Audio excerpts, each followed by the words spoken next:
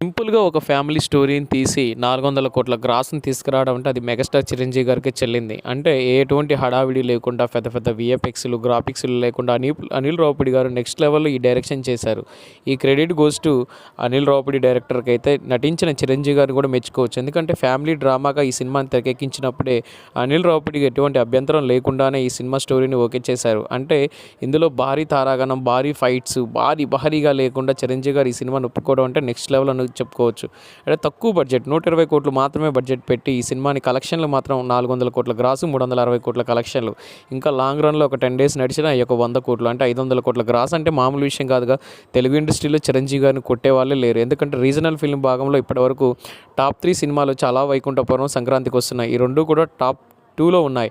Top 3గా ఇప్పుడు మనశంకర వరప్రసాద్ నిలిచింది. అయితే ఈ సినిమా మరి కొద్ది రోజుల్లో టాప్ 1 ప్లేస్‌ని ఈజీగా చేస్తుంది. ఎలాగంటే 400 కోట్ల గ్రాస్ ఇంకా మిగిలిన 100 కోట్లు కలెక్షన్ చేస్తే టాప్ 1లోకి వచ్చే అవకాశం ఉంది.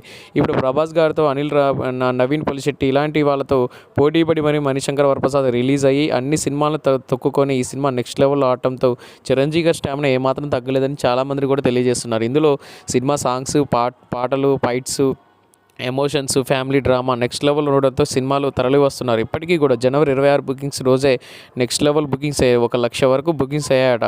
ఇక ఈ సినిమా లాంగ్ రన్‌లో ఎంత అవుతుందో చూడాలి. ఈ సినిమా ఎంతమందికి నచ్చిందో కామెంట్స్ రూపంలో తెలియజేయండి. మీకు నచ్చితే జై మెగాస్టార్ అని కూడా కామెంట్ చేయండి. ఈ సినిమా ఎంతోమందికి రీచ్ అయ్యి 1,00,000 వ్యూస్ అయినా రావాలి.